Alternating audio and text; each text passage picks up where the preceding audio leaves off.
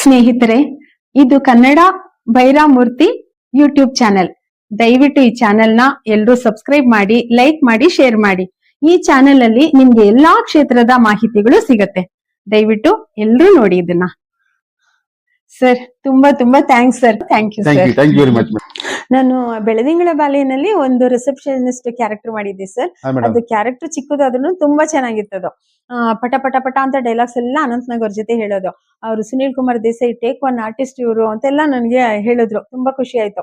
ಅದಾದ್ಮೇಲೆ ಅದಾಗಿ 20 ವರ್ಷ ಏನೋ ಆದ್ಮೇಲೆ ಗೋಧಿ ಬಣ್ಣ ಸಾಧಾರಣ ಮೈಕಟ್ಟಿನಲ್ಲಿ ಒಂದ್ ಸಣ್ಣ ಕ್ಯಾರೆಕ್ಟರ್ ಸರ್. ಆ ಡೈರೆಕ್ಟರ್ ನಂಗೆ ಫೋನ್ ಮಾಡಿ, ನೀವು ಒಂದ್ ಕಾಲದಲ್ಲಿ ಹೀರೋಯಿನ್ ಆಗಿ ಮಾಡಿದ್ರಿ, ಇದ್ರಲ್ಲಿ ಒಂದ್ ಸಣ್ಣ ಕ್ಯಾರೆಕ್ಟರ್ ಇದೆ, ಮಾಡಕ್ಕಾಗತ್ತಾ ಅಂತ ಕೇಳಿದ್ರು. ಮಾಡ್ತೀನಿ ಸರ್ ಅಂತ ಹೇಳಿ ಮಾಡ್ದೆ. ಅವಾಗ ಅನಂತ್ ನಾಗ್ ಅವ್ರು ಸಿಕ್ಕಿದ್ರು. ಏನಮ್ಮ ನೀನ್ ಬೆಳದಿಂಗಳ ಬಾಲ್ಯಲ್ಲಿ ಮಾಡಿದ್ರಳಲ್ವಾ, ಎಲ್ಲೋಗ್ಬಿಟ್ಟಿದೆ ಇಷ್ಟ ದಿನ ಅಂತ ಕೇಳಿದ್ರು ನನ್ನನ್ನ. ಎಷ್ಟ್ ಚೆನ್ನಾಗಿ ಗುರ್ತಿಡಿದ್ರು ಸರ್ ಅವ್ರು. ಎಷ್ಟೋ ವರ್ಷಗಳಾದ್ಮೇಲೆ ಎಷ್ಟ್ ಚೇಂಜ್ ಆಗಿರ್ತೀನಿ ನಾನು, ಆದ್ರೂ ನನ್ನನ್ನ ಗುರ್ತಿಡ್ದು ನೀನ್ ಬೆಳದಿಂಗಳ ಬಾಲ್ಯ ಅಲ್ವೇನಮ್ಮ ಅಂತ ಕೇಳಿದ್ರು. ನಂಗೆ ಎಷ್ಟು ಖುಷಿ ಆಯ್ತು ಗೊತ್ತಾ ಸರ್. ಅದ್ರಲ್ಲಿ ಸಣ್ಣ ಕ್ಯಾರೆಕ್ಟರ್ ಆದ್ರೂನು ಓಕೆ ಪರವಾಗಿಲ್ಲ, ಆದ್ರೆ ಬೆಳದಿಂಗಳ ಬಾಲ್ಯಲಿ ಒಳ್ಳೆಯ ಕ್ಯಾರೆಕ್ಟರ್ ಸಣ್ಣದಾದ್ರೂ ತುಂಬಾ ಚೆನ್ನಾಗಿದೆ ಸರ್. ಎಷ್ಟೊಂದ್ ಜನ ಆ ಸಿನಿಮಾ ನೋಡಿದ್ರೆ, ನೀವಾ ಮೇಡಮ್ ಅದು, ಎಷ್ಟೊಂದ್ ಜನ ಡಬ್ಬಿಂಗ್ ಹೋದಾಗೆಲ್ಲ ಏನಾದ್ರು ಬಂದಾಗ ನೀವ್ ಆರ್ಟಿಸ್ಟ್ ಅಲ್ವಾ ಅಂದಾಗ, ಮೇಡಮ್ ಇದು ನೀವಾ, ಇದು ನಾವೆಲ್ಲ ಈ ಪಿಕ್ಚರ್ ನೋಡಿದೀವಿ, ನೀವೇ ಅಂತ ನಮ್ಗೆ ಗೊತ್ತೇ ಆಗ್ಲಿಲ್ಲ, ಇವಾಗ ಗೊತ್ತಾಗ್ತಿದಿ ನಮ್ಗೆ ನೀವೇ ಅಂತ ಹೇಳ್ತಿದ್ರು. ಅವಾಗ ತುಂಬಾ ಖುಷಿ ಆಗತ್ತೆ ಸರ್. ಈ ರಂಗಭೂಮಿ ಪಯಣದ ಹಿಂದೆ ತಮಗೆ ಸೀರಿಯಲ್ಗೂ ಸಹ ತಾವು ಹೋಗ್ತೀರಾ, ದೂರದರ್ಶನಕ್ಕೂ ಹೋಗ್ತೀರಾ, ಇದೆಲ್ಲ ಹೇಗ್ ಸಾಧ್ಯ ಆಯ್ತು ಮೇಡಮ್? ಅದು ಸೀರಿಯಲ್ ರಾಜವರ್ಧನ್ ಅಂತ ಸರ್ ಡೈರೆಕ್ಟ್ರು, ಆಸೆಗಳು ನೂರಾರು, ಅದೇ ನನ್ ಫಸ್ಟ್ ಸೀರಿಯಲ್. ಹಿರಿಯ ಕಲಾವಿದರು ಅವರು. ಹೌದೌದು. ತುಂಬಾ ಒಳ್ಳೆ ಡೈರೆಕ್ಟ್ರು. ಅದು ನನ್ ಫಸ್ಟ್ ಸೀರಿಯಲ್ ಸರ್. ಅದಾದ್ಮೇಲೆ ರವಿ ಕಿರಣ್ ಅವ್ರದೆಲ್ಲ ನಾನು ಮಾಡ್ತಾ ಇದ್ದೆ ಸೀರಿಯಲ್ಗಳೆಲ್ಲ. ಜಾಸ್ತಿ ನಾನ್ ಸೀರಿಯಲ್ ಕಡೆ ಒಲವು ಕೊಟ್ಟಿಲ್ಲ ಸರ್. ರಂಗಭೂಮಿಲೇ ಫುಲ್ ಆರ್ಕೆಸ್ಟ್ರಾ ರಂಗಭೂಮಿಲೇ ಬ್ಯುಸಿ ಆಗಿರೋದ್ರಿಂದ ಸೀರಿಯಲ್ ಅವ್ರು ಹೇಳಿ ಡೇಟ್ ಎಲ್ಲ ನನ್ಗೆ ಹೋಗಕ್ಕೆ ಸ್ವಲ್ಪ ಕಷ್ಟ ಆಗ್ತಿತ್ತು. ಹಂಗಾಗಿ ಸೀರಿಯಲ್ ಕಡೆ ನಾನು ಅಷ್ಟೊಂದು ಗಮನ ಕೊಟ್ಟಿಲ್ಲ. ಆಮೇಲೆ ಅಲ್ಲಿಂದ ಸಿನಿಮಾಗ್ ಬಂದೆ sir. First movie Rajasimha, Shankar Nag ಅವರು ಹೀರೋ. ಅದ್ರಲ್ಲಿ ಜೋ ಸೈಮನ್ ಡೈರೆಕ್ಷನ್. ಅದ್ರಲ್ಲಿ ಒಂದು ಒಳ್ಳೆ ಪಾತ್ರ ಮಾಡಿದ್ದೆ ಸರ್. ಅದಾದ್ಮೇಲೆ ಸುನೀಲ್ ಕುಮಾರ್ ದೇಸಾಯಿ ಅವ್ರದ್ದು ನಿಷ್ಕರ್ಷ ಬೆಳದಿಂಗಳ ಬಾಲೆ, ವಿಷ್ಣುದಾದ ಅಭಿನಯಿಸಿರುವಂತ ಸಿನಿಮಾ. ಹೌದು. ಅದೆರಡು ಸಿನಿಮಾ ಬಿಡಿ ಇಡೀ ಕರ್ನಾಟಕದಲ್ಲಿ ಆ ಸಿನಿಮಾ ನೋಡದೇ ಇರೋರು ಯಾರು ಇಲ್ಲ. ಹೌದು, ಬೆಳದಿಂಗಳ ಬಾಲೆ. ಅದೆರಡು ಸೂಪರ್ ಹಿಟ್ ಮೂವಿ, 100 ಡೇಸ್ ಓಡಿರೋ ಪಿಕ್ಚರು. ನನ್ಗೆ ಮೊಮೆಂಟನ್ನು ಕೊಟ್ಟಿದ್ರು ನನ್ನ ಕ್ಯಾರೆಕ್ಟರ್ಗೆ. ಅದ್ರಲ್ಲಿ ತುಂಬಾ ಒಳ್ಳೆ ಮೂವಿ ಅದು. ಅದ್ರಲ್ಲಿ ಒಂದು ಸಣ್ಣ ಕ್ಯಾರೆಕ್ಟರ್ ಮಾಡೋದು ಗ್ರೇಟ್. ಯಾಕಂದ್ರೆ ಅಂತ ದೊಡ್ಡ ಡೈರೆಕ್ಟರ್ ಸಿನಿಮಾದಲ್ಲಿ ನಾವು ಒಂದ್ ಸಣ್ಣ ಪಾತ್ರ ಮಾಡಿದ್ರು ನಮ್ಗೆ ನಿಜವಲ್ಲೂ ನಾನು ಎಷ್ಟು ಪುಣ್ಯ ಮಾಡಿದೀನೋ ನಿಜವಾಗ್ಲು. ಅದಾದ್ಮೇಲೆ ಮಿಲಿಟರಿ ಮಾವ ಕೋಮಲ್ದು ಫಸ್ಟ್ ಪಿಕ್ಚರ್ ಅದು. NT ಜಯರಾಮ್ ರೆಡ್ಡಿ ಡೈರೆಕ್ಷನ್ ಮಾಡಿರೋದು. ಅದ್ರಲ್ಲಿ ಸೆಕೆಂಡ್ ಹೀರೋಯಿನ್ ಮಾಡಿದ್ದೆ ಸರ್. ಅದು ಒಂದು ಒಳ್ಳೆ ಕ್ಯಾರೆಕ್ಟರ್. ಖಂಡಿತ. ಯಾಕಂದ್ರೆ ಕೋಮಲ್ ಸರ್ ಆಗ ರಜನಿಕಾಂತ್ ತರ ಸ್ಟೈಲ್ ಎಲ್ಲ ಮಾಡ್ಕೊಂಡು ತುಂಬಾ ಡಿಫರೆಂಟ್ ಆಗಿ ಆ ಸಿನಿಮಾ. ಹೌದೌದು, ತುಂಬಾ ಚೆನ್ನಾಗಿ ಮಾಡಿದಾರೆ ಅವರು. ಆಮೇಲೆ ಕಲ್ಯಾಣ್ ಅವ್ರ ಡೈರೆಕ್ಷನ್ ನಲ್ಲಿ ಧನ್ಯ ಅಂತ ಒಂದು ಮೂವಿ ಮಾಡಿದೆ. ಅದ್ರಲ್ಲೂ ತುಂಬಾ ಒಳ್ಳೆ ಕ್ಯಾರೆಕ್ಟರ್ ಮಾಡಿದ್ದೀನಿ. ಆ ಮೂವಿಗೂ ಪ್ರಶಸ್ತಿ ಬಂದಿದೆ ಸರ್. ಮೇಡಮ್, ಇಷ್ಟೆಲ್ಲ ಸಿನಿಮಾ ಸೀರಿಯಲ್ ಎಲ್ಲ ತಾವು ಅಭಿನಯಿಸಿ ಅದೇ ಕಲೆನ ಯಾಕೆ ಮುಂದುವರಿಸುತ್ತೆ ಈ ರಂಗಭೂಮಿಗೆ ಬಂದ್ರಿ? ಯಾಕೆಂದ್ರೆ ನನ್ಗೆ ರಂಗಭೂಮಿನೇ ನನಗ್ ತುಂಬಾ ಇಷ್ಟ ಸರ್. ಡ್ರಾಮಾದಲ್ಲಿ ಮಾಡೋ ಸ್ಯಾಟಿಸ್ಫ್ಯಾಕ್ಷನ್ ಸಿನಿಮಾದಲ್ಲಿ ಮಾಡುವಾಗ ನನಗೆ ಸಿಗ್ತಾ ಇರ್ಲಿಲ್ಲ.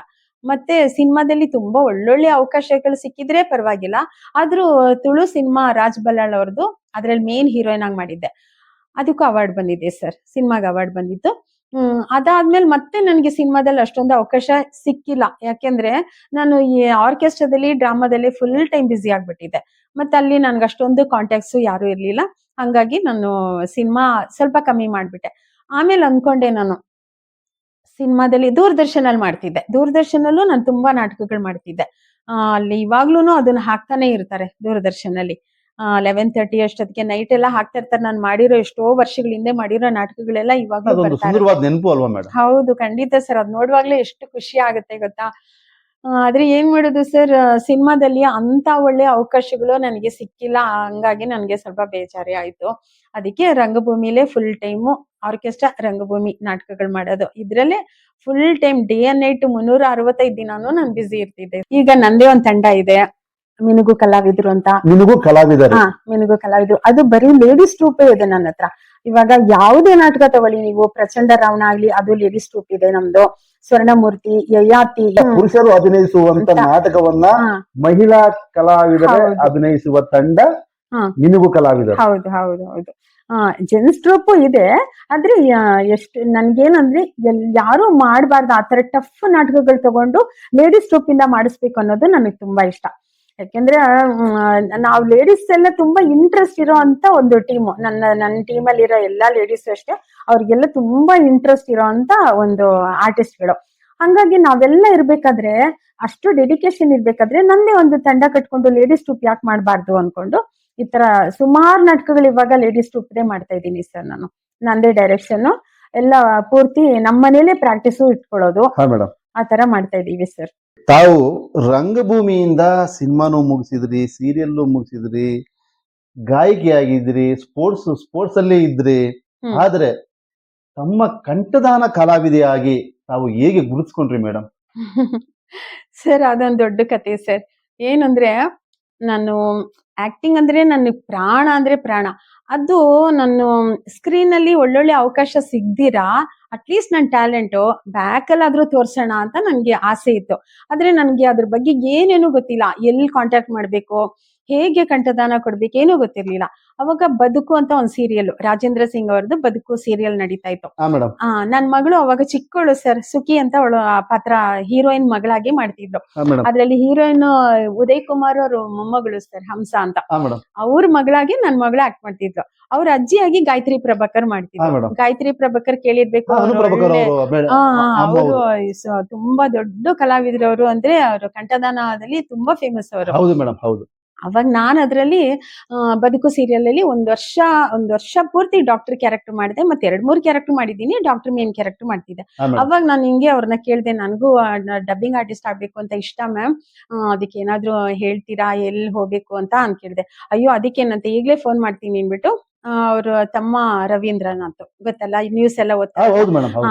ಅವ್ರಿಗೆ, ಆಮೇಲೆ ಮಂಜುನಾಥ್ ಅಂತ ಇದ್ದಾರೆ, ಅವರು madam. ತುಂಬಾ ಹಳೆ ಡಬ್ಬಿಂಗ್ ಆರ್ಟಿಸ್ಟ್. ಅವರು ಫೋನ್ ಮಾಡಿ ಈ ತರ ಒಬ್ರು ಒಳ್ಳೆ ಆರ್ಟಿಸ್ಟ್ ಇದ್ದಾರೆ, ಡಬ್ಬಿಂಗ್ ಸೇರ್ಬೇಕಂತೆ, ನೋಡಪ್ಪ ಅವ್ರಿಗೆ ಸೇರ್ಸಿ ಅಂತ ಅಂದ್ರು. ನೆಕ್ಸ್ಟ್ ಡೇನೆ ನಾನು ಹೋದೆ ಸರ್.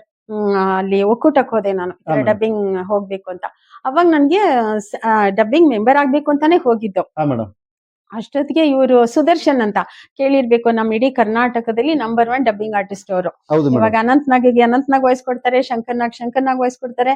ನಾನು ಅವರು ಎಲ್ಲಿ 35 ವರ್ಷದಿಂದ ಪರಿಚಯ. ನಾವಿಬ್ರು ಆರ್ಕೆಸ್ಟ್ರಾದಲ್ಲಿ ಇದ್ದವರು. ಹಾ, ನಾನು madam. ಆರ್ಕೆಸ್ಟ್ರಾ ಸಿಂಗರ್, ಅವ್ರು ಮಿಮಿಕ್ರಿ ಆರ್ಟಿಸ್ಟ್ ಆಗಿದ್ರು. ಹಾ ಮೇಡಮ್. ಅವಾಗ ಅವ್ರು ನನ್ ಕೇಳಿದ್ರು, ಏನಮ್ಮ ಶಿಬಾ ಇಲ್ಲಿ ಬಂದಿದ್ಯಾ ಅಂತ ಕೇಳಿದ್ರು.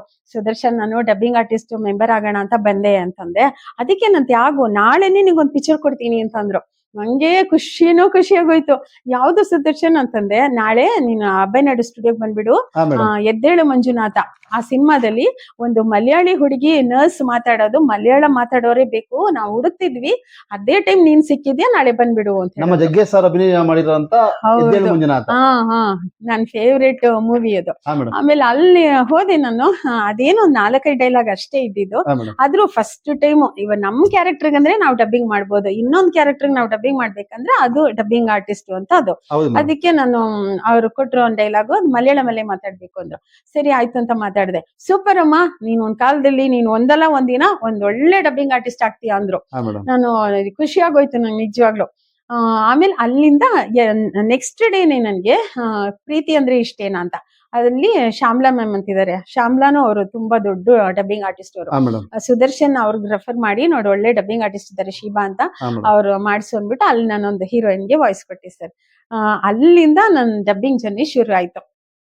ಅಲ್ಲಿಂದ ಈಚೆಗೆ ಈಗ ಇಲ್ಲಿವರೆಗೂ ನಾನು 1500 ಪಿಕ್ಚರ್ ದಾಟಿದ್ದೀನಿ ಸರ್. 1500 ಚಲನಚಿತ್ರಗಳಿಗೆ ಕಂಠದಾನ ಮಾಡಿದ್ರ ಮೇಡಮ್? ಹೌದು ಸರ್.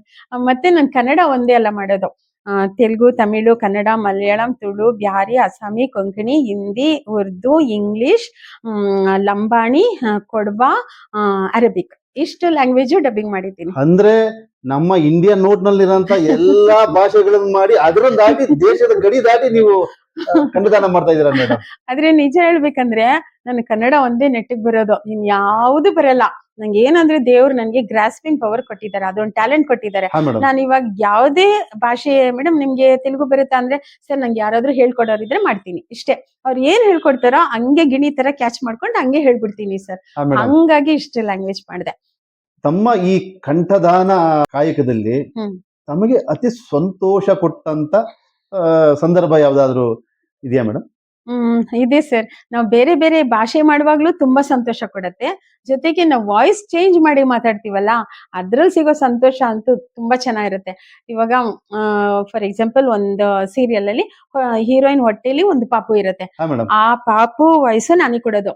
ಆ ಪಾಪು ವಾಯ್ಸಿಂದ 100 ವರ್ಷ ಅಜ್ಜಿ ವಾಯ್ಸ್ವರೆಗೂ ಎಲ್ಲಾ ತರ ವಾಯ್ಸು ಚೇಂಜ್ ಮಾಡ್ತೀನಿ ಸರ್. ಅಲ್ಲಿ ಇವಾಗ ಯಾವುದೇ ಆರ್ಟಿಸ್ಟ್ ಅವ್ರ ವಾಯ್ಸ್ ಏನಿರುತ್ತೋ ಅದೇ ತರ ವಾಯ್ಸು ನಾನು ಕೊಡಕ್ ಟ್ರೈ ಮಾಡಿ ಅದೇ ತರಾನೇ ಕೊಡ್ತೀನಿ ಸರ್. ಅಂದ್ರೆ ಪುಟ್ಟ ಮಗುವಿಂದ ಹಿಡಿದು ಹ್ಮ್ ಹಿರಿಯರವರೆಗೂ ಯಾವುದೇ ವಯಸ್ಸಿನ ಅಂತರವಿಲ್ಲದೆ ಹ್ಮ್ ತಾವು ಕಂಠದಾನ ಮಾಡ್ತೀರಾ. ಹ್ಮ್ ರಿಯಲಿ ಗ್ರೇಟ್ ಮೇಡಮ್. ಇಷ್ಟೆಲ್ಲ ಜರ್ನಿಲಿ ಮೇಡಮ್ ತಾವು ಹ್ಮ್. ಬರೀ ಕಂಠದಾನ ಕಲಾವಿದರಾಗಿ ಉಳಿತಿರೋ ಅಥವಾ ಮುಂದೆ ಸಿನಿಮಾಗೆ ಹೋಗ್ಬೇಕಂತ ಮತ್ತೆ ಮನಸ್ಸಿನ ಆಗಿದೆಯಾ ನಿಮಗೆ? ಸರ್ ಖಂಡಿತ ಸಿನಿಮಾದಲ್ಲಿ ಆಕ್ಟ್ ಮಾಡಕ್ ನನ್ಗೆ ಇಷ್ಟನೇ ಸರ್. ಆದ್ರೆ ಒಳ್ಳೆ ಅವಕಾಶ ಸಿಗ್ದಿರಾ ನಾನು ಕಂಠದಾನ ಮಾಡ್ಕೊಂಡು ಸಿಂಗಿಂಗ್ ಮಾಡ್ಕೊಂಡು ನಾಟಕದಲ್ಲಿ ಮಾಡ್ಕೊಂಡಿದೀನಿ. ಆದ್ರೆ ಇವ್ರದ್ದು ಅನಿತಾ ಕುಮಾರಸ್ವಾಮಿ ಅವ್ರದ್ದು ಯಶೋಧರ ನೆಕ್ಸ್ಟ್ CM ಅಂತ ಒಂದು ಸೀರಿಯಲ್ ಅಲ್ಲಿ ಆಕ್ಟ್ ಮಾಡಿದೆ ನಾನು. ಹಾ ಮೇಡಮ್. BL ಆಂಜಿನಪ್ಪ ಅಂತಿದಾರಲ್ಲ, ಹಾ, ಅವರೇ ನನ್ನ ಅವ್ರ ಹೆಂಡತಿ ಕ್ಯಾರೆಕ್ಟರ್ ಅವರೇ ರೆಫರ್ ಮಾಡಿದ್ರು. ಹಾ ಮೇಡಮ್. ಅಲ್ಲಿ ಸಿದ್ದು ಪೂರ್ಣಚಂದ್ರ ಅಂತ ಡೈರೆಕ್ಟರ್. ಹಾ ಮೇಡಮ್. ಅವರಲ್ಲಿ ನನ್ನ ಆಕ್ಟಿಂಗ್ ನೋಡ್ಬಿಟ್ಟು ಒಂದು ಒಳ್ಳೆ ಮೇನ್ ಕ್ಯಾರೆಕ್ಟರ್ ಅದು. ಅದರಲ್ಲಿ ಭವ್ಯ ಮೇನ್ ಕ್ಯಾರೆಕ್ಟರ್. ಭವ್ಯಂಗೆ ನಾನೇ ವಾಯ್ಸ್ ಕೊಡ್ತಿದ್ದೆ. ಹಾ ಮೇಡಮ್. ನಾನು ಅವ್ರಿಗೆ ಆಪೋಸಿಟ್ ಕ್ಯಾರೆಕ್ಟರ್. ಅವರು ಬಂಗ್ಲೆಲಿ ಇರೋದು, ನಾನು ಗುಡ್ಸ್ಲಲ್ಲಿ ಇರೋದು. ಆ ಆಕ್ಟಿಂಗ್ ನೋಡ್ಬಿಟ್ಟು ನಂಗೆ ಸಿದ್ದು ಸರ್ ಹೇಳಿದ್ರು, ಮೇಡಮ್ ನಾನೊಂದು ಸಿನಿಮಾ ಮಾಡ್ಬೇಕು ಅಂತಿದ್ದೀನಿ, ಒಂದು ಸ್ಮಶಾನದ ಸ್ಟೋರಿ ಅದು. ಅದೇನಾದ್ರೂ ಪ್ರೊಡ್ಯೂಸರ್ ಸಿಕ್ಕಿದ್ರೆ ಆ ಕ್ಯಾರೆಕ್ಟರ್ ನಿಮ್ ಕೈಲೇ ಮಾಡಿಸ್ತೀನಿ ಅಂತ ಹೇಳಿದ್ರು. ಆದ್ರೆ ನಾನು ಓಕೆ ಸರ್ ಅಂತ ಹೇಳಿದೆ. ನನಗೂ ಖುಷಿ ಆಯ್ತು. ಯಾಕೆಂದ್ರೆ ತುಂಬಾ ವರ್ಷ ಗ್ಯಾಪ್ ಆದ್ಮೇಲೆ ಮತ್ತೆ ನನ್ಗೊಂದು ಅವಕಾಶ ಸಿಗ್ತಾ ಇದೆಯಲ್ಲ ಅಂತ ನಾನು ಸರಿ ಸರ್ ಮಾಡ್ತೀನಿ ಅಂತ ಹೇಳಿದೆ. ಅವರು 1 ವರ್ಷ ನೋಡಿದೆ, 2 ವರ್ಷ ನೋಡಿದೆ, ಫೋನೇ ಮಾಡಿಲ್ಲ. ಹಾ ಮೇಡಮ್. 3 ವರ್ಷ ಆದ್ಮೇಲೆ ನನಗೆ ಫೋನ್ ಮಾಡಿದ್ರು. ಶಿವ ಮೇಡಮ್ ಈ ತರ ನಮ್ಗೆ ಪ್ರೊಡ್ಯೂಸರ್ ಸಿಕ್ಕಿದ್ದಾರೆ, ಹಾ ಆ ಮೇಡಮ್. ಕ್ಯಾರೆಕ್ಟರ್ ನೀವೇ ಮಾಡಿ ಅಂತ ಹೇಳಿದ್ರು. ನಂಗೆ ನಿಜವಲ್ಲೂ ಎಷ್ಟು ಖುಷಿ ಆಯ್ತು ಗೊತ್ತಾ ಸರ್. ಆ ಸಿನಿಮಾ ಹೆಸರು ದಾರಿ ಯಾವ್ದಯ್ಯ ವೈಕುಂಠಕ್ಕೆ ಅಂತ. ನಿಜವಲ್ಲೂ ಆ ಸಿನಿಮಾದಲ್ಲಿ ಮಾಡಿ ನಂಗೆ ಎಷ್ಟು ನನಗೆ ಖುಷಿ ಆಗ್ತಿದೆ ಅಂದ್ರೆ, ಇಲ್ಲಿವರೆಗೂ ಆ ಸಿನಿಮಾದ ಅದ್ರಲ್ಲಿ ಏನಂದ್ರೆ ಬಲರಾಜ್ ಬಡಿ ಅಂತ ಒಳ್ಳೆ ಆರ್ಟಿಸ್ಟ್ ಇದಾರೆ ಒಬ್ರು, ತುಂಬಾ ಚೆನ್ನಾಗಿ ಮಾಡಿದ್ದಾರೆ. ಅವ್ರ ಹೆಂಡತಿ ಕ್ಯಾರೆಕ್ಟರ್ ಹಾ ಹೆಣ ಮೇಡಮ್. ಉಳೋದು, ಹೆಣ ಉಳೋರು ನಾವು. ಗೊತ್ತಾಯ್ತು ಮೇಡಮ್. ರಾಮನಗರ ಸ್ಮಶಾನದಲ್ಲೇ ಶೂಟಿಂಗ್ ಆಗಿದ್ದದು. ಹಾ ಮೇಡಮ್. ಆಮೇಲೆ ಆ ಸಿನಿಮಾಗೆ ಇವಾಗ ಇಲ್ಲಿವರೆಗೂ 156 ಇಂಟರ್ನ್ಯಾಷನಲ್ ಅವಾರ್ಡ್ ಬಂತು ಸರ್. ಓ ಮೈ ಗಾಡ್. ಹಾ ಮೇಡಮ್. 156 156 ಅಂತಾರಾಷ್ಟ್ರೀಯ ಪ್ರಶಸ್ತಿಗಳು. ರಾಷ್ಟ್ರೀಯ ಅಂತಾರಾಷ್ಟ್ರೀಯ. ಮತ್ತೆ 2 years ಬ್ಯಾಕ್ ಇಲ್ಲಿ ಬ್ಯಾಂಗ್ಳೂರ್ ಫಿಲಂ ಫೆಸ್ಟಿವಲ್ ಅಲ್ಲೂ ಅತ್ಯುತ್ತಮ ಸಿನಿಮಾ ನಮ್ ಸಿನಿಮಾಗೆ ಬಂದಿದ್ದು. ಆಮೇಲೆ ನನಗೆ 5 ಕಡೆ ಬೆಸ್ಟ್ ಆಕ್ಟರ್ಸ್ ಬಂತು ಸರ್. ಇಂಟರ್ನ್ಯಾಷನಲ್ ಲೆವೆಲ್ ಅಲ್ಲಿ ಅತ್ಯುತ್ತಮ ನಟಿ ಪ್ರಶಸ್ತಿ ಬಂತು ಸರ್ ಆ ಸಿನಿಮಾಗೆ. ಹಾ ಮೇಡಮ್. ತುಂಬಾ ಖುಷಿ ಆಯ್ತು ನನ್ಗೆ. ಅವ್ರದ್ದು ಮತ್ತೆ ಅವ್ರು ಆ ಸಿನಿಮಾ ಆದ್ಮೇಲೆ ಇನ್ನೊಂದ್ ಮಾಡಿದ್ರು, ಬ್ರಹ್ಮಕಮಲ ಅಂತ. ಹಾ ಮೇಡಮ್. ಅದ್ರಲ್ಲೂ ಒಂದು ಕ್ಯಾರೆಕ್ಟರ್ ಮಾಡಿದೆ, ಮತ್ತೆ ಬೇರೆಯವ್ರಿಗೆ ಡಬ್ಬಿಂಗ್ ಮಾಡಿದೆ. ಹಾ ನನ್ನ ಮೇಡಮ್. ಮಗಳು ಡಬ್ಬಿಂಗ್ ಮಾಡಿದ್ಲು. ಹಾ ಮೇಡಮ್. ಆಮೇಲೆ ಇನ್ನೊಂದು ತಾರಿಣಿ ಅಂತ ಇನ್ನೊಂದು ಸಿನಿಮಾ ಮಾಡಿದ್ರು ಅವರು. ಅದ್ರಲ್ಲೂ ನಾನೊಂದು ಒಳ್ಳೆ ಕ್ಯಾರೆಕ್ಟರ್ ಮಾಡಿದೆ. ಮತ್ತೆ ಒಂದು 5-6 ಜನಕ್ಕೆ ವಾಯ್ಸ್ ಕೊಟ್ಟೆ, ನನ್ನ ಮಗಳು ಕೊಟ್ಟಿದ್ದಾಳೆ. ಈ ತರ ಜರ್ನಿ ಆಯ್ತು. ಅದಾದ್ಮೇಲೆ ರೀಸೆಂಟ್ ಆಗಿ ಅಮರ್ ದೇವ್ ಅಂತ ನೀವು ಕೇಳಿರ್ಬೇಕು, ಒಳ್ಳೆ ಡೈರೆಕ್ಟರ್ ಅವರು ತುಂಬಾ ಹೆಸರು ಪಡೆದಿರುವಂತ ಡೈರೆಕ್ಟರ್. ಹಾ ಮೇಡಮ್. ಅವ್ರದ್ದು ಮುಟ್ಟು ಅಂತ ಒಂದು ಪಿಕ್ಚರ್ ಅಲ್ಲಿ ನನ್ನ ಮಗಳು ಲೀಡ್ ಕ್ಯಾರೆಕ್ಟರ್ ಮಾಡಿದ್ದಾಳೆ. ಹಾ ಮೇಡಮ್. ಅವಳಿಗೆ ತಾಯಿ ಕ್ಯಾರೆಕ್ಟರ್ ನಾನೇ ಮಾಡಿದ್ದೀನಿ. ಆಮೇಲೆ ಇದಕ್ಕಿಂತ ಮುಂಚೆ NT ಜಯರಾಮ್ ರೆಡ್ಡಿ 25 ವರ್ಷ 30 ವರ್ಷ ಆದ್ಮೇಲೆ ಮೊನ್ನೆ ನನಗ್ ಸಿಕ್ಕಿದ್ರು. ಹಾ ಮೇಡಮ್. ಮಿಲಿಟರಿ ಮಾವ ಆದ್ಮೇಲೆ ನಾನು ಚಾಮರಾಜಪೇಟೆಯಲ್ಲಿ ಯಾವುದೋ ಒಂದು ಮೂವಿಗೆ ಹೀರೋಯಿನ್ ವಾಯ್ಸ್ ಕೊಟ್ಟಾಗ ಅವರು ಕೇಳಿದ್ರು ಯಾರ್ದು ಇದು ವಾಯ್ಸ್ ಅಂತ. ಅವಾಗ ಇದು ಶೀಬಾ ಅಂತ ಡಬ್ಬಿಂಗ್ ಆರ್ಟಿಸ್ಟ್ ಅಂತ ಹೇಳಿದ್ರು. ಅವಾಗ ಮತ್ತೆ ನನ್ನ ನಂಬರ್ ಎಲ್ಲ ಇಸ್ಕೊಂಡು ಮತ್ತೆ ಅವರು ತಮಟೆ ನರಸಿಂಹಯ್ಯ ಅಂತ ಒಂದು ಮೂವಿ ಮಾಡಿದ್ರು. ಹಾ ಮೇಡಮ್. ಅದ್ರಲ್ಲಿ ನನ್ನ ಮಗಳೇ ಮೇನ್ ಹೀರೋಯಿನ್ ಸರ್. ಹಾ ಮೇಡಮ್. ಅವಳಿಗೆ ತಾಯಿ ಕ್ಯಾರೆಕ್ಟರ್ ಅದ್ರಲ್ಲೂ ನಾನೇ ಮಾಡಿ. ದೊಡ್ಡ ಮೂವೀಸ್ ತುಂಬಾ ಚೆನ್ನಾಗಿ ಮಾಡಿದ್ದಾರೆ. ಸ್ಟೋರಿ ಆಗ್ಲಿ, Biradar main character, Dattanna Biradar main character. ಹಾ ಮೇಡಮ್. ಆದ್ರೆ ಅವರು ರಿಲೀಸ್ ಮಾಡಿಲ್ಲ, ಅವಾರ್ಡ್ಗೂ ಕಳ್ಸಿಲ್ಲ ಸರ್. ಏನ್ ಮಾಡಿದ್ರು ಸಿನಿಮಾ ಅಂತ ಗೊತ್ತಿಲ್ಲ. ನಂಗೆ ಅದು ತುಂಬಾ ಬೇಜಾರಾಗ್ತದೆ. ಅವ್ರ ಸಿನಿಮಾನ ಅಟ್ಲೀಸ್ಟ್ ರಿಲೀಸ್ ಆದ್ರೂ ಮಾಡ್ಬೇಕಿತ್ತು, ಇಲ್ಲ ಅವಾರ್ಡ್ಗಾದ್ರೂ ಕಳಿಸ್ಬೇಕಿತ್ತು. ಅಂತ ಒಳ್ಳೆ ಸಬ್ಜೆಕ್ಟ್, ಅಂತ ದೊಡ್ಡ ಕಲಾವಿದ್ರು ಸರ್ ಅವರೆಲ್ಲ, ನ್ಯಾಷನಲ್ ಲೆವೆಲ್ ಆರ್ಟಿಸ್ಟ್ಗಳು ಅವರೆಲ್ಲ. ಖಂಡಿತ ಮೇಡಮ್. ಖಂಡಿತ ಮೇಡಮ್. ಬಿರಾದರು, ದತ್ತಣ್ಣ ಅಂತ ಆರ್ಟಿಸ್ಟ್ ಸಿನಿಮಾದಲ್ಲಿ ಇರ್ಬೇಕಾದ್ರೆ ಅದನ್ನ ಏನಾದ್ರೂ ಮಾಡ್ಬೋದಾಗಿತ್ತು NT ಜಯರಾಮ್ ರೆಡ್ಡಿ ಸರ್. ಆದ್ರೆ ಅವ್ರೇನು ಮಾಡಿಲ್ಲ. ನಾನು ಹೇಳ್ತಾನೆ ಇದೀನಿ ಅವ್ರಿಗೆ, ಹಾ ಮೇಡಮ್. ಅವ್ರೇನು ತಲೆ ಕೆಡಿಸ್ಕೊಂಡಿಲ್ಲ. ಮೇಡಮ್, ಅಂತ ಹೈ ಬಜೆಟ್ ಸಿನಿಮಾಗಳಲ್ಲಿ ಅಂತ ಹಿರಿಯ ಕಲಾವಿದರ ಜೊತೆ ತಾವು ಅಭಿನಯಿಸಿ ಇತ್ತೀಚೆಗೆ ಬಿಡುಗಡೆಯಾದ ಲಕ್ಷಾಂತರ ಜನಗಳ ಮನಸ್ಸು ಗೆದ್ದ, ಯೂಟ್ಯೂಬ್ ಅಲ್ಲಿ ಲಕ್ಷಾಂತರ ಲೈಕ್ಸ್ಗಳು ಶೇರ್ಗಳು ತಗೊಂಡಂತ ಆಟೋ ರಾಮಣ್ಣ ಅನ್ನೋ ಸಿನಿಮಾದಲ್ಲೂ ಕೂಡ ತಾವು ಅಭಿನಯಿಸಿದಿರಿ. ಇದ್ರ ಬಗ್ಗೆ ತಾವೇನ್ ಹೇಳ್ತೀರಾ ಮೇಡಮ್? ಸರ್ ನಾವು ಬರೀ high budget movie, low budget movie ಆ ಥರ ನೋಡಬಾರ್ದು. ಹೈ ಬಡ್ಜೆಟ್ ಮೂವಿ ಅವರು ನಾವು ಆಕ್ಟಿಂಗ್ ಮಾಡಿಲ್ಲ ಅಂದ್ರೂ ಯಾರಾದ್ರೂ ಒಬ್ರು ಬಂದು ಮಾಡ್ತಾರೆ. ಆದ್ರೆ ನಾವು ಅದ್ರಲ್ಲಿ ಮಾಡಿದ್ರೆ ಮಾತ್ರ ನಮಗೆ ಖುಷಿ ಕೊಡೋದು ಆ ಥರ ಎಲ್ಲ ನಾವು ಅಂದ್ಕೊಳ್ಳೇಬಾರ್ದು ಸರ್. ಲೋ ಬಡ್ಜೆಟ್ ಮೂವಿಯವರು ಪಾಪ ಅವ್ರು ಎಷ್ಟು ಕಷ್ಟಪಟ್ಟು ಸಿನಿಮಾ ಮಾಡಿರ್ತಾರೆ. ಖಂಡಿತ ಮೇಡಮ್. ಅವರೆಷ್ಟು ಪ್ರೊಡ್ಯೂಸರೇ ಆಗಲಿ ಎಷ್ಟು ಕಷ್ಟಪಟ್ಟು ಒಂದು ಸಿನಿಮಾ ಆಚೆ ಬರೋದಕ್ಕೆ ಅವ್ರು ಕಷ್ಟಪಟ್ಟಿರ್ತಾರಲ್ವಾ ಸರ್. ಹಾಗಾಗಿ ನಾನು ಆಟೋ ರಾಮಣ್ಣ ಕಲಾಕ್ಷೇತ್ರದಲ್ಲಿ ಪರಿಚಯ ಆದ್ರು. ಈ ತರ ಒಂದು ಕ್ಯಾರೆಕ್ಟರ್ ಇದೆ, ನೀವು ನಿಮ್ಮ ಮಗಳಿಬ್ರು ಮಾಡ್ತೀರಾ ಅಂತ ಕೇಳಿದ್ರು. ನನ್ನ ಮಗಳು ನಾನು ಹೇಳಿದೆ ನನ್ನ ಮಗಳಿಗೆ ಮಾಡು ಚಿನ್ನು ಅಂತ ಹೇಳಿದೆ. ಅವಳು ಮಾಡಿದ್ಲು. ನಾನು ಮಾಡಿದೆ ಸರ್. ಎರಡು ಕ್ಯಾರೆಕ್ಟರ್ ಮಾಡಿದೆ ಸರ್. ಅದ್ರಲ್ಲಿ ಅಮ್ಮನೂ ಮಾಡಿದೆ, ಅಜ್ಜಿ ಕ್ಯಾರೆಕ್ಟರ್ ಮಾಡಿದ್ದೀನಿ. ನಮ್ಮ ಮನೇಲಿ ಸರ್ ಅದು ಶೂಟಿಂಗ್ ಆಗಿದ್ದು, ನಮ್ಮ ಮನೇಲೆ ಶೂಟಿಂಗ್ ಆಗಿದ್ದು. ಮತ್ತೆ ಅಂಥವ್ರನ್ನ ನಾವ್ ಎನ್ಕರೇಜ್ ಮಾಡ್ಬೇಕಲ್ವಾ ಸರ್. ಖಂಡಿತ ಮೇಡಮ್. ಆ, ಅಂದ್ರೆ ಮತ್ತೆ- ನಾವು ಈಗ ಏನು ಕೂತ್ ಮಾತಾಡ್ತಾ ಇದ್ದೀವಿ, ಇದೇ ಸ್ಥಳದಲ್ಲಿ ಆಟೋ ರಾಮಣ್ಣ ಚಿತ್ರೀಕರಣ ನಡೆದಿದ್ದು. ಹೌದು. ನಮ್ ಮನೇನ 5 ಮನೆ ಮಾಡ್ಕೊಂಡ್ರು ಸರ್ ಅವರು. ಹಾ ಮೇಡಮ್. ಇಲ್ಲಿ ನಮ್ ರೋಡಲ್ಲೆಲ್ಲ ಶೂಟಿಂಗ್ ಮಾಡಿದ್ರು ಅವರು. ಹಾ ಮೇಡಮ್. ಆಮೇಲೆ ನಾವು ಎನ್ಕರೇಜ್ ಮಾಡ್ಬೇಕು ಸರ್, ಹೊಸಬ್ರಿಗೂ ನಾವ್ ಎನ್ಕರೇಜ್ ಮಾಡ್ಬೇಕು. ಅದೇ ತರಾನೇ ಈ ಲೋ ಬಡ್ಜೆಟ್ ಮೂವಿ ನಾನ್ ಡಬ್ಬಿಂಗ್ ಮಾಡ್ತೀನಿ ಸರ್. ಹಾ ಮೇಡಮ್. ಪಾಪ ಅವ್ರು ಎಷ್ಟು ಕಷ್ಟಪಟ್ಟು ಅವ್ರ ಕಷ್ಟಗಳನ್ನೆಲ್ಲ ಹೇಳ್ಕೊತಾರೆ, ಪ್ರೊಡ್ಯೂಸರ್ ಆಗ್ಲಿ ಡೈರೆಕ್ಟರ್ ಆಗ್ಲಿ.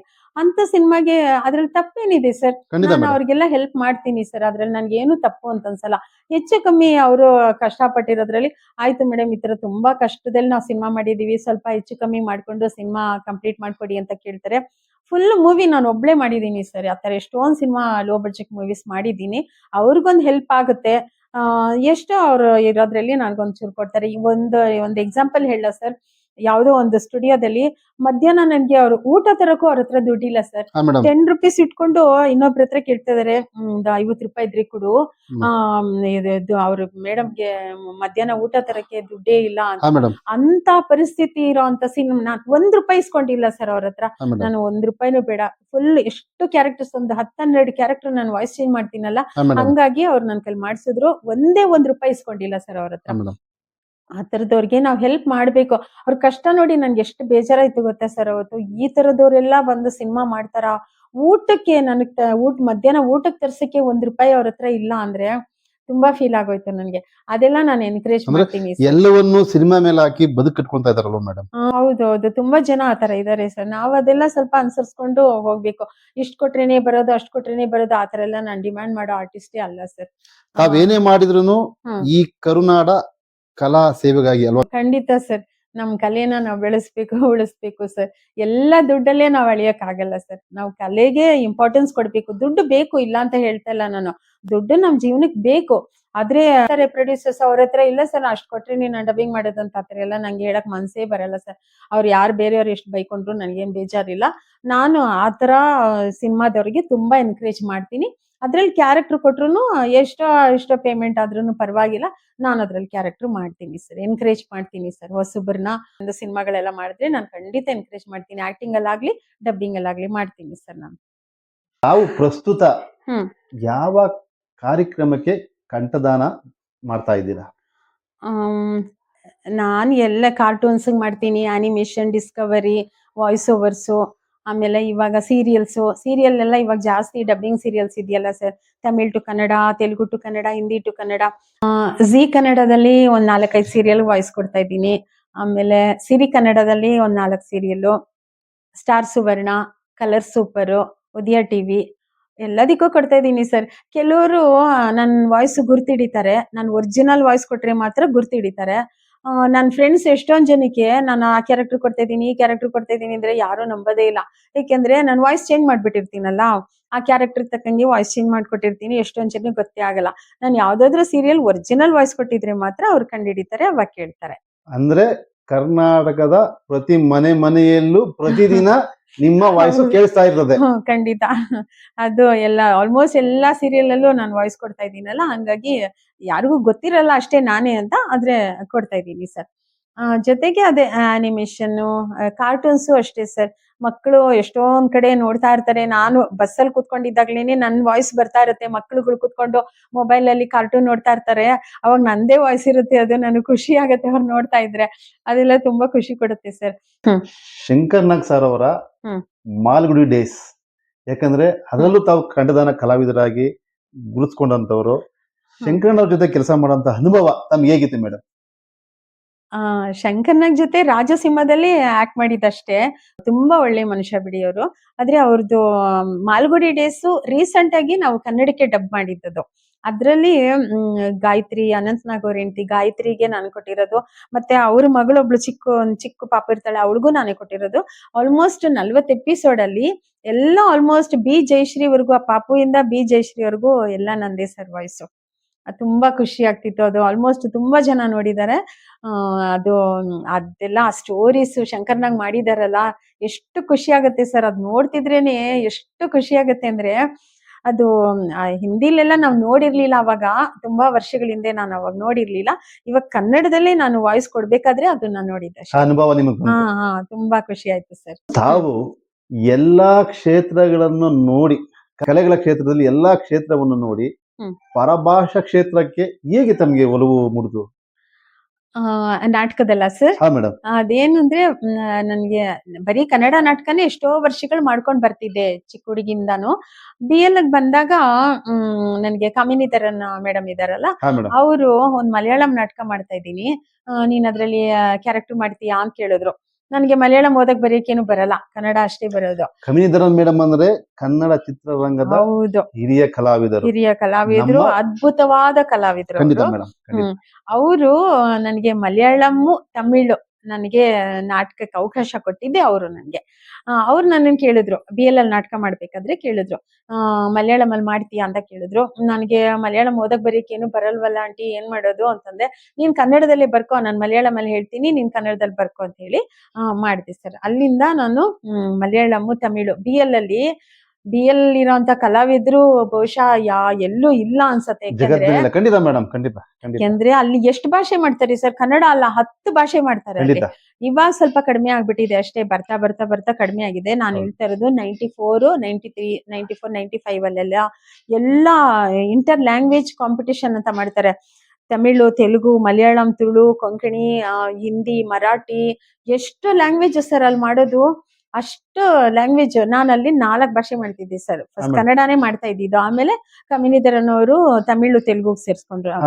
ಇದು ತಮಿಳು, ಮಲಯಾಳಂ ಸೇರ್ಸ್ಕೊಂಡ್ರು. ಆಮೇಲೆ ಅಲ್ಲಿ ಕೃಷ್ಣ ಅಂತಿದ್ದಾರೆ, ಅವ್ರು ನನ್ನನ್ನು ತೆಲುಗು ಸೇರಿಸ್ಕೊಂಡ್ರು.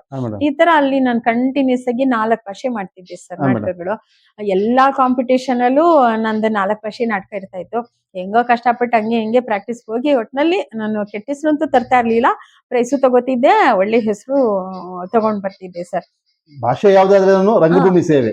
ತೆಲುಗು ನನ್ಗೊಂದ್ ವರ್ಡ್ ಬರಲ್ಲ ಸರ್. ಆದ್ರೂ ಅವಾಗ ನಾನ್ ಫಸ್ಟ್ ನಾಟಕ ಮಾಡ್ದ ಭಾರತಂలో ನೀತಿ ಪರ್ವಂ, ಅದು ನನ್ ಫಸ್ಟ್ ತೆಲುಗು ನಾಟಕ. ಒಂದು ವರ್ಡ್ ಗೊತ್ತಿರ್ಲಿಲ್ಲ ನನ್ಗೆ.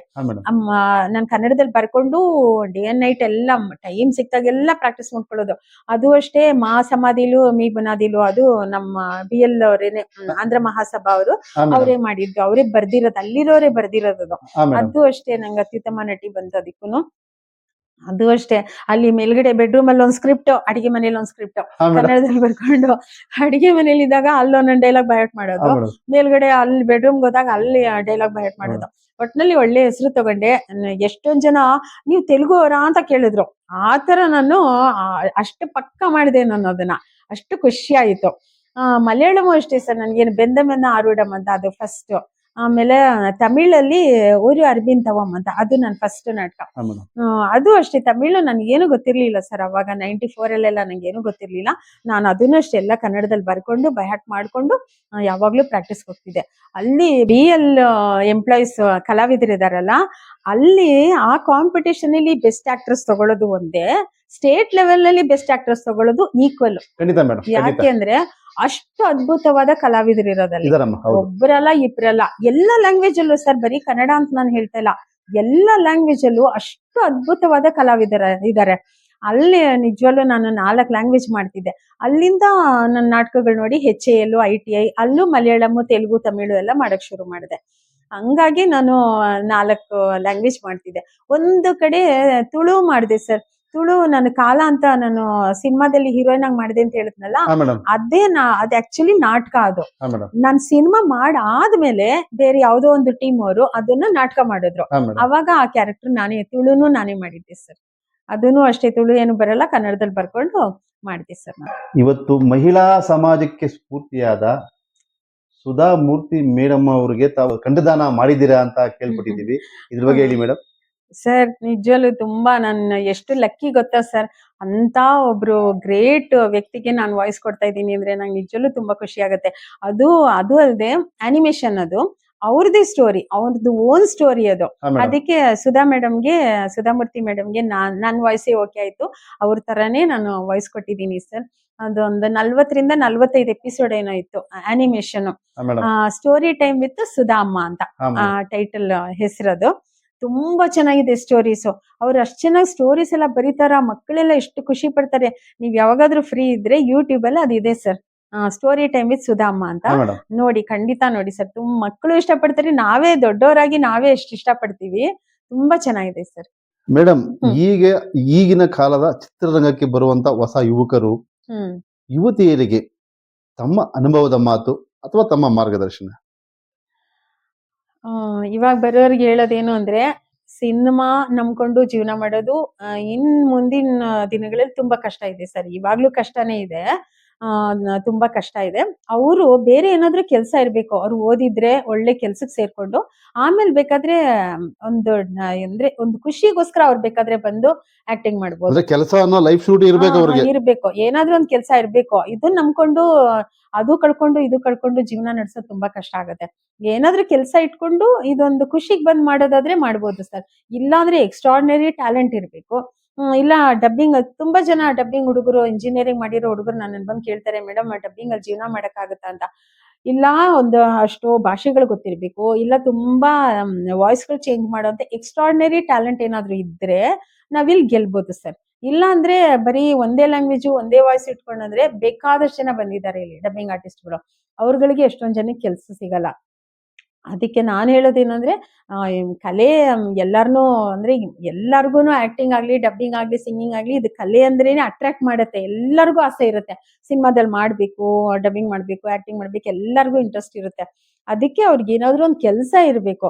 ಇದನ್ನೇ ನಂಬ್ಕೊಂಡು ಜೀವನ ಮಾಡೋದು ತುಂಬಾ ಕಷ್ಟ ಇರುತ್ತೆ ಸರ್. ಇಷ್ಟೆಲ್ಲ ಸಾವಿರಾರು ಪ್ರಶಸ್ತಿ ಪುರಸ್ಕಾರಗಳಿಗೆ ತಮಗೆ ಸಪೋರ್ಟಿವ್ ಆಗಿ ಯಾರಿದ್ದಾರೆ ಮೇಡಮ್? ಮತ್ತೆ ಇದರ ಸ್ಫೂರ್ತಿ ಯಾರು ಮೇಡಮ್?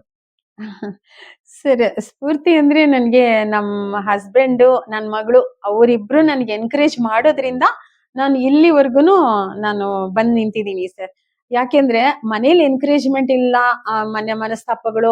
ಯಾಕೆಂದ್ರೆ ನಾವು ನಾಟಕಕ್ಕೆ ಹೋಗ್ಲಿ, ಆರ್ಕೆಸ್ಟ್ರಾಗ್ ಹೋಗ್ಲಿ, ಡಬ್ಬಿಂಗ್ ಹೋಗ್ಲಿ ಎಲ್ಲ ಲೇಟ್ ಆಗೇ ಬರೋದು. ನಾವು ಲೇಟ್ ನೈಟ್ ಬರೋದು. ಖಂಡಿತ ಮೇಡಮ್. ಅವಾಗೆಲ್ಲ ಅವ್ರು ಎನ್ಕರೇಜ್ ಮಾಡಿದ್ರೆ ಮಾತ್ರನೇ ನಮ್ಗೆ ಅದ್ರಲ್ಲಿ ಏನಾದ್ರೂ ಸಾಧನೆ ಮಾಡಕ್ಕಾಗೋದು. ಇಲ್ಲ ಅಂದ್ರೆ ಅವ್ರು ಬೈಯೋದು, ಇಷ್ಟೊತ್ತು ಯಾಕೆ ಬಂದೆ, ಯಾಕೆ ಇಷ್ಟು ಲೇಟ್ ಆಯ್ತು ಅಂತ ಏನಾದ್ರು ಬೈದ್ ಬಿಟ್ರೆ ನಮ್ಗೆ ಅದೆಲ್ಲ ಮಾಡಕ್ ಮೂಡೇ ಇರಲ್ಲ ಅಲ್ವಾ. ಹಂಗಾಗಿ ನನ್ ಮಗಳು ತುಂಬಾ ನನಗೆ ಕೋಪರೇಟ್ ಮಾಡ್ತಾಳೆ. ಯಾಕೆಂದ್ರೆ ಅವಳು ಕೂಡ 1 ತಿಂಗಳು ಮಗುವಿಂದ ಆರ್ಟಿಸ್ಟು. ಅವಳು ಒಳ್ಳೆ artist, dubbing artist, classical dancer, singer. ಹಾ ಮೇಡಮ್. ಹಂಗಾಗಿ ನಮ್ಮ ಹಸ್ಬೆಂಡು ಅಷ್ಟೇ, ಅವರು ಒಳ್ಳೆ ಡೈರೆಕ್ಷನ್ ಮಾಡ್ತಾರೆ. BL ಎಂಪ್ಲಾಯಿ, ಅವರು ಡೈರೆಕ್ಷನ್ ಮಾಡ್ತಾರೆ. ಆಮೇಲೆ HN ಮೂರ್ತಿ ಅವ್ರ ಹೆಸರು, ಸಿಂಗರ್ ಕೂಡ, ಆಕ್ಟಿಂಗ್ ಮಾಡ್ತಾರೆ. ಇವರಿಬ್ರು ಎನ್ಕರೇಜ್ಮೆಂಟ್ ಇಲ್ಲದೆ ಇದ್ದಿದ್ರೆ ನಾನು ಇಲ್ಲಿವರೆಗೂ ನಾನು ಕಲೆ ಮಾಡ್ಕೊಂಡು ಅಂದ್ರೆ ಟೋಟಲ್ ಕಲಾವಿದರ ಕುಟುಂಬ ಅಂತ ಹೇಳ್ಬೋದು ಮೇಡಮ್. ಹೌದೌದು, ಖಂಡಿತ ಸರ್. ಅದೊಂದು ಖುಷಿ ಸರ್ ನಂಗೆ ನಿಜವಾಗ್ಲೂನು. ಯಾಕೆಂದ್ರೆ ಮನೇಲಿ ಎಲ್ಲಾರು ಒಂದ್ ಕಲಾವಿದ್ರು ಆಗಿರೋದ್ರಿಂದ ನಾನು ಕಲೆನ ಬೆಳೆಸ್ಕೊಂಡು ಹೋಗಕ್ಕೆ ನನ್ಗೆ ತುಂಬಾ ಅನುಕೂಲ ಆಗ್ತಿದೆ. ಈ ಸಿನಿಮಾ ಫೀಲ್ಡು ಎಷ್ಟೇ ಕಷ್ಟ ಇದ್ರೂ ಸಹ ಎಲ್ಲಾ ಕಲಾವಿದ್ರು ಇದನ್ನ ಇಷ್ಟ ಪಡೋರು, ಇದನ್ನ ಎನ್ಕರೇಜ್ ಮಾಡೋಂಥವ್ರು ಎಲ್ರಿಗೂ ಒಳ್ಳೇದಾಗ್ಲಿ. ನಮಸ್ಕಾರ.